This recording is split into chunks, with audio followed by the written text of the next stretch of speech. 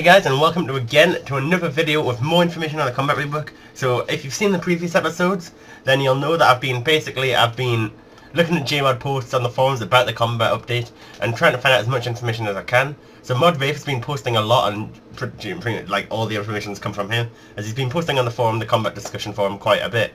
And once the beta starts, which is actually on Tuesday after this video, so it's the 23rd today, then on the 26th the beta release will happen. And from the beta release, the Gmods will be posting a lot more in the combat discussion because they will be taking feedback into account hugely. So if you do have any feedback, whether it's negative or positive, make sure you go and post on the combat discussion. If you think something's bad, how do Gmods know it's bad until you go and post it? So I know a lot of people are worried about change and like, what about specials still going? No, and shit like that. And like, oh my god, the new combat level system's stupid. Well, you gotta tell them and give them constructive feedback the best you can, because if they don't, like, if you tell them that it's wrong and it's bad, what do they do? I mean, you've got to tell them what you want. You've got to give them constructive feedback so that they know what the players want. If it gets lots of support, then I'm sure it might be changed. And because this is such a big update to RuneScape, they do not want to endanger the game. They do want to do what's best for the game. And if a lot of players don't like something, I'm sure they will change it. I mean, this is the point in the beta, so that they can get feedback on it. But to get into the posts, now I've got a couple of ones from a few days ago. Now, if you've seen the video on RuneShark's channel and the homepage post about the OG blog, basically saying that the combat level is going to 200, and basically you'll only be able to attack creatures 50 levels below you, or 30 levels below you for lower levels. Now, Mod Rathe has done a couple of posts on clarification on this, and he explains it in a lot more detail, and there's quite a few things that seem to be wrong in the blog. I'm not sure, but anyway, basically says, I've seen a few fair posts turn up about people worrying about not getting Slayer XP from low level tasks. To clarify the recent blog post, in the new system, Slayer XP is not affected by being 30 levels over the target NPC. It is only the combat XP that is affected. So basically, if your Slayer task is, say, I'm not sure what level Hellhounds are, but say they're level 130 and you're 200, then you're not going to get any combat XP, is basically what the news post said. But you will still be getting full Slayer XP, but it only affects your attack, strength, defense, range, magic, and constitution. And you don't get no XP, you get reduced XP. Rather than, I think the blog said no XP or something like that, but so the blog had a few like general mistakes in it, and I'm not sure why. I'm sure Mod should know everything in detail, but I'm guessing it's just a silly mistake, and just as he went to write it, he made a mistake. Anyway, he says, this also this only applies when you're above the target's level. If you're below the target's level, such as when fighting a boss such as next, there's no XP penalty. So that makes obviously quite good sense. If you're level 200 and you fight a level 1000, you're not going to get an XP loss. And basically it's to encourage people to train on high level NPCs. What they're saying the problem is, which I completely understand, is that if you're level 100, you should not be training on level 25 and experiment. It's not a fair fight, so why should you get XP for it? I don't see how, if you were a great fighter and warrior in real life, and you fought something that was defenseless and shit, you're not gonna get better at fighting, and that's as simple as that. Anyway, he says also that all NPCs in the game have been given new combat levels, and there's gonna be something good to train on for full XP at all combat levels. So obviously you might be worried now that some things are level 80, level 100, and you're going to be level 200. Well, everything's going to be changed, so we can't really tell yet until the beta. And as for Slayer, I'm hoping that if you're doing Kuradel, which has a requirement of level 100, all creatures will be within a suitable range. I imagine. I hope so. I don't see why they'd keep a task on Kuradel, the highest Slayer level, the Slayer Master, if some of them you don't even get combat XP from. That wouldn't make much sense. But generally the ones that have got lower ones, like Calphite Workers and stuff, you've got a high level version that you can kill. Anyway, he's also added an update to this post, which is a lot more detail about the XP reduction, with a lot of figures and stuff. Now, you can easily find this yourself by going on finding Mod Rathe's user by searching user, and you can read all this in detail yourself, but basically it's saying that you get 10% XP if you are 30 or 50 levels over. Now, in contradiction to the OG blog, it is not going on your combat level. It does not go on your combat level, which is 200. It goes on your stats. So it goes on your attack level if you're training attack, defense if you're training defense, mage if you're training mage, etc, etc. So that's how it works. And in my opinion, that is stupid. I don't agree with that whatsoever. And you see here, he says, with the example, he has 99 attack, 99 defense, and 1 magic. So he mages an NPC with 50 defense. I assume now when you get all the information on the NPCs in your little window, it will tell you their levels, etc. And then you'll be able to know what defense level they are. Because obviously currently you can't tell what an NPC's defense level is. So, but anyway, it's basically the example is that he's maging an NPC with 50 defense, and he's maging defensively, so gaining magic and defense XP. And obviously he's 1 magic and 99 defense. 99 defense is over 30 over 50. So he's going to get 10% defense XP. And you can see the figures. You can have a look at this yourself in more detail if you wish so. Now, I spent quite a while on that post. I think it's quite an important topic, and it's definitely going to be one of the bigger changes in the game. Now, I go to the combat level formula, which is, in my opinion, I understand why this is the combat formula. However, there's a bit of an issue with my opinion that the formula doesn't really make too much sense in one way, and that's the fact that you've got 2 plus defense plus X equals combat level, right? Obviously, it makes sense because basically someone with 99 range is going to have a similar DPS to someone that's got 99 attack, strength, range, and magic. Just, you can't use all 3 at once, so they're going to have a similar DPS. But the issue comes in that if you've just got 99 range and 99 defense, then you can't switch. While your opponent is going to have melee, range, and magic, for example. And he's going to be able to switch in combat. So basically he's going to be able to hit your weakness easily. He's going to be able to switch gears. So I think really you should be higher than 200 if you train your other skills as well.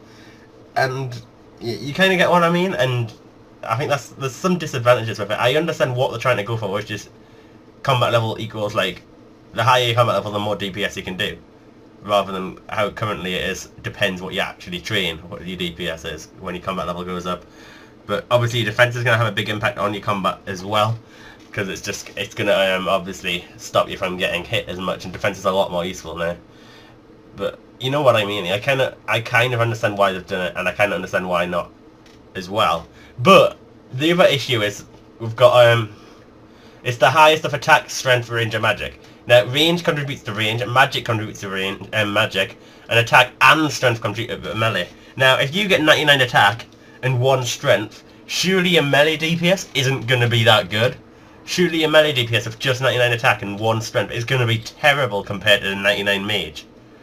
So, I think it really should be the average of attack and strength, in my opinion. Anyway, there's not really too much more information on this. It's just given a bit more information like why they've done this.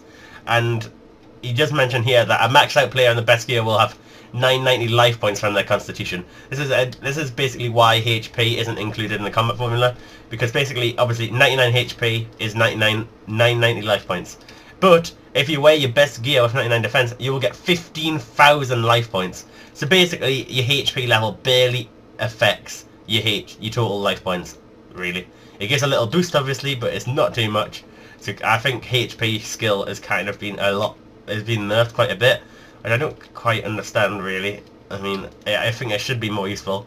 Now, a point that I kind of think should be true is that your higher your constitution level, the more LP you get from the armor, and that would definitely encourage you to train your HP. Well, I know you can't really stop yourself training HP, but he says summoning doesn't play a large part in the new combat system, so again, it's not featured in the formula.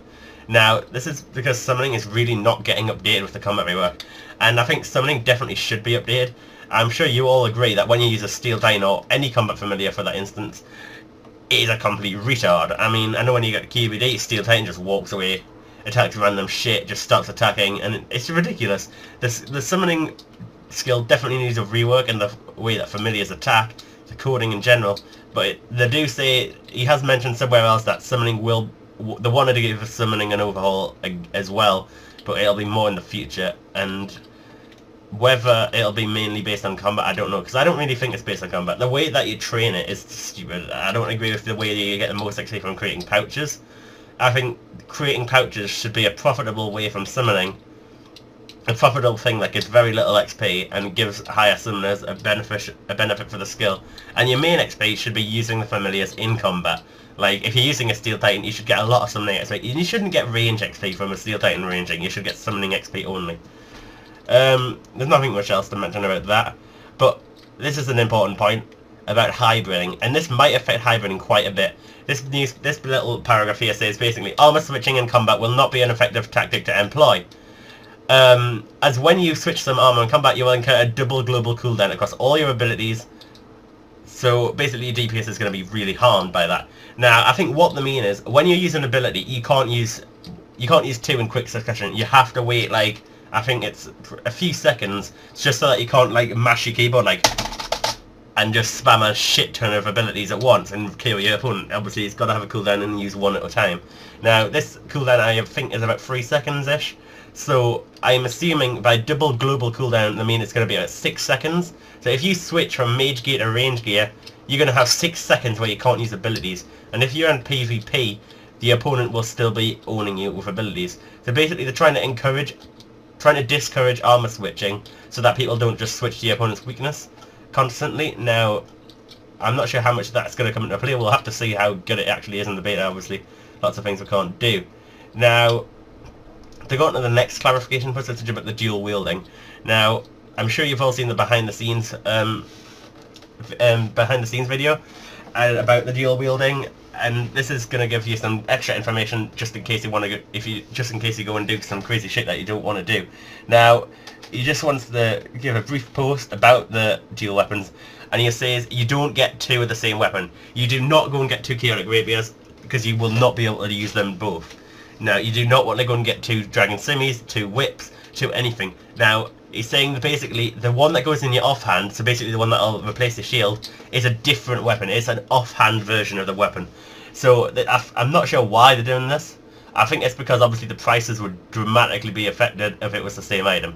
Now, for example, you can't buy 2 dragon scimitars and put 1 in each hand. You need the normal dragon scimitar in your main hand and then you offhand scimitar in your other hand, which is what I said. Now, the offhand items will be available from a variety of sources, but mainly through player smithing, fletching, and crafting. So that's a good thing that they're giving it again. They're giving it more use to your skills, and that's definitely a benefit this game really needs. Like smithing, it makes no sense that 99 smithing makes a rune plate body, which is for 40 defense, which is there's a big difference between 40 and 99. And I kind of think 40 smithing should make 40 defense armor. That makes sense to me. I mean, and he says the offhand of the dragon scimitar will be purchasable from the monkey scimitar shop, so like where the other scimitars sold. And also he mentions a big fact here that you just like a post on this and other people don't, so that people don't go and spend all the dungeoneering tokens on a second rapier. He says that you'll have to wait and buy the new offhand chaotic rapier when it's released. So basically there's going to be new chaotic weapons that are just for your offhand, and I assume these will be sold from the DG guy as well, so you probably do want to get your tokens, but don't spend them yet. Save them for the update if you want to get a second rapier. It would be stupid to get it now. He mentions the Excalibur, which is only an offhand weapon now. You cannot use it in your main hand, so if you've ever used that as a real weapon then you can't now, and it's a pretty bad weapon anyway, so there's no real use to use it. And if you've seen the BTS video, you've seen Whip and Excalibur together, and it looks pretty awesome. And somebody asked if you can wield 2 shields, and Mod Rathe said, go buy a toy dragon kite from Django and get a real dragon kite shield, then you can dual shield. He was just having a joke there, so if you don't know, there's like, on April Fools they used to release like dragon items that didn't exist in game. One year they released dragon plates, which were just spinning plates with a picture of a dragon on them, like to trick you into thinking that it's a dragon plate body. Then there's dragon kites, which are just kites that you fly, and then they've actually released them since. Now this is another probably quite important information, is that the ancient spells have been renamed. Well, that's probably not the most important part, but Smoke has been turned into Gale, Shadow has been changed into Rock, Blood has changed into Bloodfire, and Ice has stayed the same. Now this is so that they fall into the 4 basic elements: air, earth, fire and water, because if you don't really know, like each creature in game, if they're going to be weak to a certain element. So obviously you've got like fire elementals, they're definitely going to be weak to water spells. You've got lots of fire creatures. I imagine tormented demons will be weak to water spells, and this is basically to encourage you to use the other elements, because basically in game now you've got air is the weakest and fire is the strongest, so you never use the other ones. All you use is fire, so it's basically going to encourage you to use the other ones. And so that ancients fit into this system, they had to change them so that they were based on the elements. Now I kind of don't understand why smoke would have been good enough for air, I think. But anyway, the second part of this is you have access to the magic abilities no matter what spell you're using, even Luna. You can also autocast with borrowed power for what it's worth. Now I don't know why you'd want to autocast with borrowed power.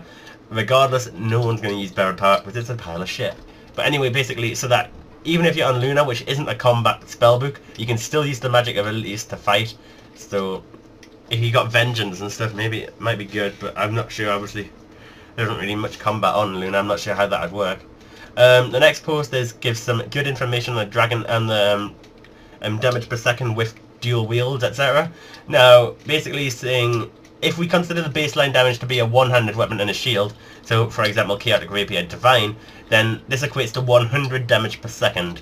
So obviously it's not 100 damage per second, he's just using that for an example. But if you use a two-handed weapon, you'll deal 150 damage per second. And a dual-wielding weapon, which is exactly a two-handed weapon really, because you've got two single weapons, will also deal 150 damage per second. So basically if you sacrifice a shield, you get 50% more damage output. Now, that seems a really high amount compared, but the issue is that shields, they've said already that they're going to be hugely beneficial. They're going to have the biggest LP boost out of all the items, all your armors, and they're obviously going to give great defense stats as well. And they really want to encourage you. There's lots of abilities that you have to wield a shield for, but obviously if you're in a situation where you don't really need any defense, such as Slayer, where you might be preying melee on the task, you can dual wield and you're going to get 50% extra DPS. Now, claws, which are quite an issue item because they are already kind of dual wield, not really a two-handed sort of thing. And he says the claws are being split up into two items, main hand claws and off-hand claws. So basically you're going to have like the dragon simi and the off-hand simi. It's going to be like that for claws.